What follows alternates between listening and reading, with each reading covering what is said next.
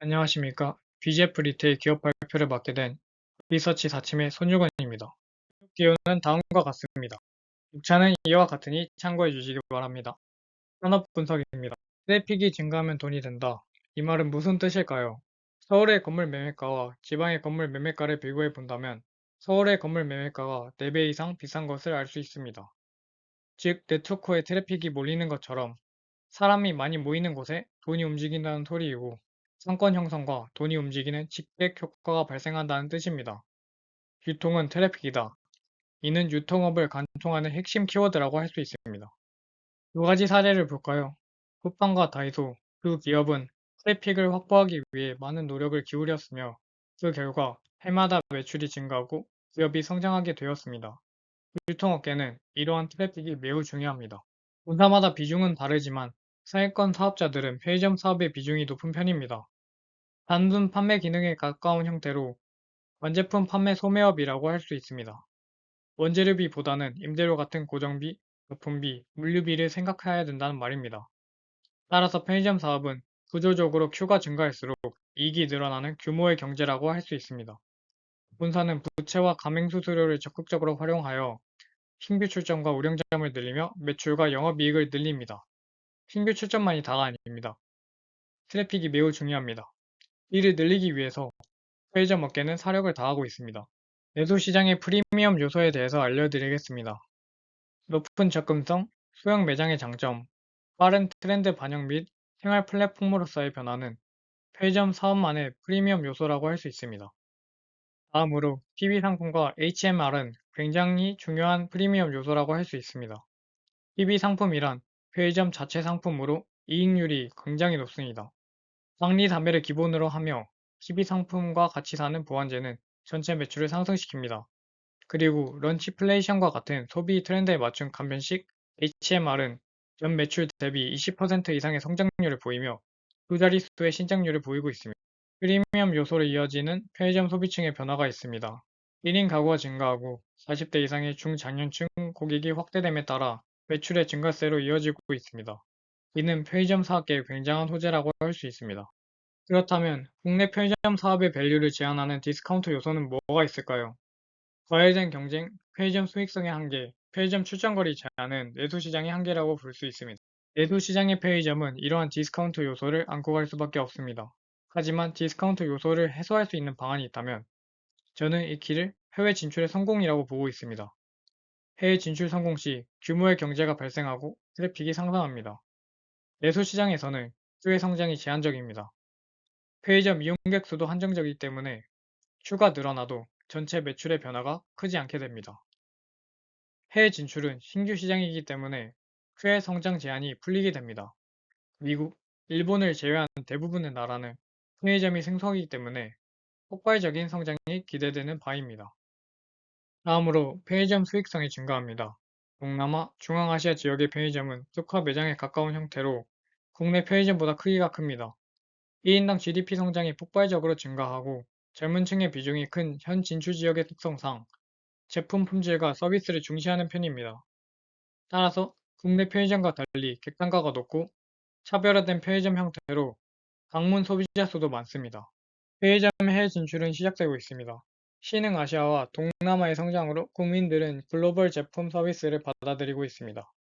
아래 내용과 같이 편의점 업계는 여러 나라에 진출하고 있으며 꽤나 성공적인 수준에 도달하였습니다. 한국의 편의점이 비교적 쉽게 진출하게 된 이유에는 한류의 영향이 크다고 생각합니다. 여러 매체를 통한 한류의 영향으로 편의점의 성장은 가속화되고 있습니다. 베트남 GS25의 매출은 28.9배 성장하였으며 몽골 GS25의 매출은 17.3배 급증, 몽골 CU는 국내 편의점 업계 중 최초로 해외 사업국 흑자 전환에 성공하였습니다. 투자 포인트 진행하겠습니다. 어떤 기업의 매장을 좋아하게 되면 그 주식을 사랑하게 될 가능성이 높다. 피터 린치가 말한 원칙 중 하나입니다. 사람들이 음식과 패션에 대해 비슷한 취향을 가지게 된다면 문화 자체는 지루해지지만 유통업체, 체인점을 소유한 사람, 기업은 큰 부자가 된다는 소리입니다. 유통기업은 운영이 잘 되고 있는지, 성장세가 어느 정도인지 경영상을 알아보기가 다른 산업보다 수월합니다. 트래픽이 증가한지 확인하면 됩니다. 그렇다면 성공적인 투자를 위해선 어떤 방식의 접근을 해야 할까요? 어떤 기업이 한 지역에서 성공하고 다른 지역, 더 나아가 다른 나라에서 성공하는 것을 보고 투자를 한다면 성공의 확률이 더 높아질 것을 알 수 있습니다. BGF 리테일은 한국 지점수 1위, 영업이익 1위를 달성한 상태입니다. 또 몽골 지점수 1위를 달성하고 한국 업계 최초로 흑자 달성에 성공하였으며 말레이시아, 카자흐스탄의 점포수는 계속해서 늘고 있습니다. 사람들이 좋아해주고 트래픽이 상승 중인 기업이 눈에 보이고 있습니다. 왜 이 시기에 BGF 리테일은 해외 진출을 하는 것일까요? 그것은 1인당 GDP와 편의점 진입 시기의 관계에 답이 있습니다. 편의점은 1인당 GDP가 3,000달러를 돌파해야 소비자가 편의점 상품에 대한 소비력이 생기기 때문에 진입이 가능하다고 판단합니다. CU가 진출한 시기에 따른 1인당 GDP를 보면 3,000달러를 초과한 것을 볼 수 있습니다. 한국에서도 세븐일레븐이 1982년에 입점한 이후 35년간 편의점 산업은 급격하게 성장하였습니다. 자세하게 볼까요? 한국의 GDP가 30년 동안 5.7배 성장하는 동안 점포수는 5,493배가 증가하였으며 매출은 17,201배 증가하였습니다. 한국과 같지는 않겠지만 해외에서 진출한 점포들이 진출 국가의 GDP 성장에 따라 점포수가 성장할 것이라는 것을 기대할 수 있습니다. BGF 리테일은 국내 업계 최초로 사업額흑자 달성에 성공하였습니다. 한국 드라마, 유튜브 영상에서 한국 편의점 노출이 늘어나는 것에 항복하며 장사인 PB인 핫바가 굉장한 인기를 끌며 새로운 식문화까지도 만든 것을 볼 수 있습니다. 현지에서는 편의점은 곧 CO라는 말이 있을 정도로 굉장한 브랜드 파워를 가지고 있습니다. 또한 해외 진출 성공 경험은 다른 지역 진출에도 도움이 될 것입니다. 해외 진출의 장점은 한국 매점보다 좋은 수익성이 있습니다. 객단가가 더 높고 고객 수가 더 높기 때문입니다. 한국과 대비해서 점포당 매출액이 서너 배 더 높은 것은 한국과 비교해서 트래픽이 더 높다는 것을 알 수 있습니다. 규모의 경제를 달성한다면 매출액이 상당할 것으로 보입니다. 다음은 해외 매장수 증가 현황입니다. 참고해 주시기 바랍니다. 기업 분석으로 넘어가겠습니다. BGF 그룹의 지배구조 개편은 비교적 최근에 이루어졌으며 이는 사업 효율화와 편의점 사업을 더욱 공격적으로 하기 위한 것으로 보여집니다. 이 중 BGF 네트워크스를 자회사에 편입함으로써 시우의 브랜드 마케팅이 도움이 될 것입니다.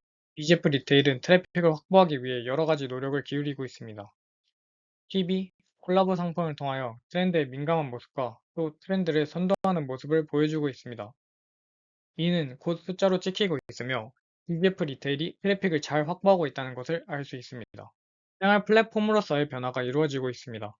2020년에 시작한 알뜰 택배 서비스는 최근 섬 내륙간 운송 서비스를 추가했으며 고객 동반 구매율의 성장세를 보았을 때 트래픽 증가의 요인이 되고 있습니다. 다음으로 특화 매장이 점점 늘어나고 있습니다.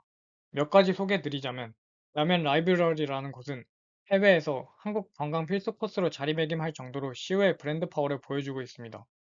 금융 특화 편의점은 통장 개설, 공과금 납부 등 여러 가지 금융 서비스를 통해 이제는 단순히 편의점이 완제품 소매업에서 생활 플랫폼으로서의 역할을 시작하고 있다는 것을 보여줍니다.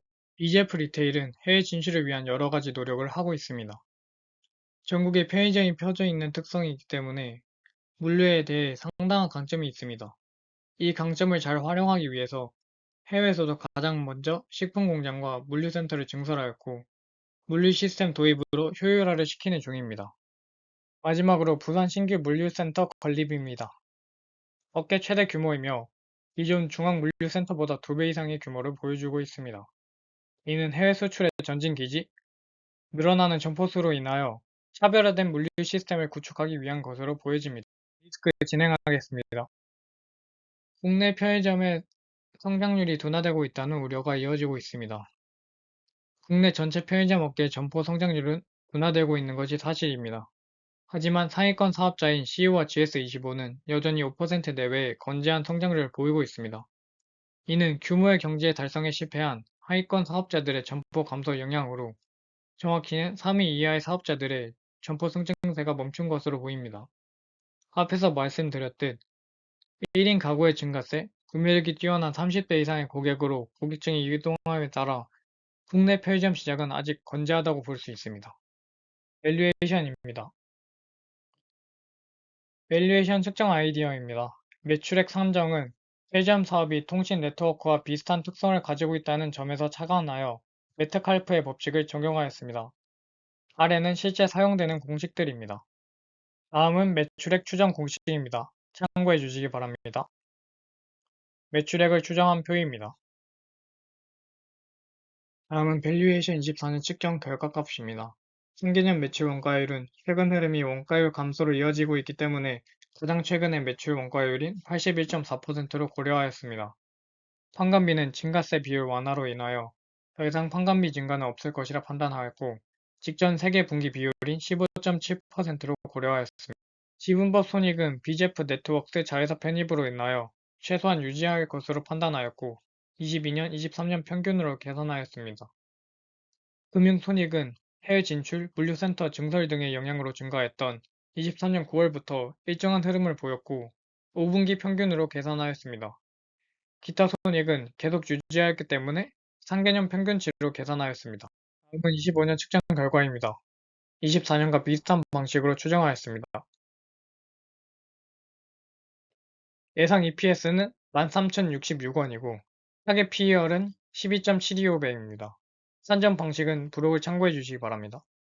현재 주가는 106,400원이고 상승 여력은 56%입니다. 투자 의견 바이 드리겠습니다.